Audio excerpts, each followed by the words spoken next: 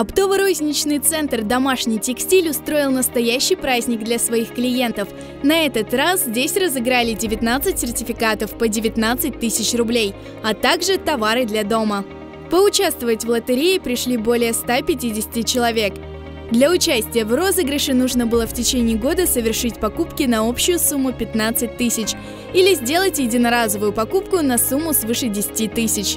19 человек стали победителями и получили сертификаты. Мне понравилось все, что тут есть. 19 тысяч.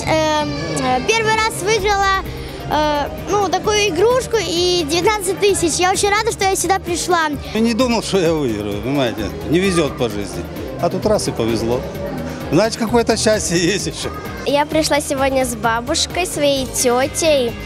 Мы пришли сюда на лотерею, и мы выиграли полотенце, и мы выиграли приз 19 тысяч рублей. Я очень счастлива. Большое спасибо магазину. Мы скупляемся здесь уже не первый год, живем здесь рядом.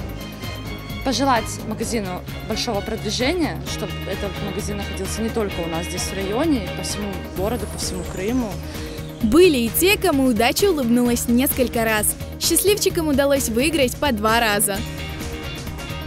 Очень нравится качество постельного белья, и одеяла, и подушки брали. Матрасы нам очень нравится. Очень рада, даже не думали, что так получится у нас. Мечты сбываются. Конечно, еще будем приходить постоянно в этот магазин. Мы приходили и будем приходить. И купим, наверное, еще здесь мебель за этот сюрприз, чтобы наслаться на всю жизнь. Очень приятно, очень такое ощущение. Большая радость. Для участников и гостей розыгрыша подготовили яркую шоу-программу. Ее изюминкой стали мыльная феерия и экстрим-номера.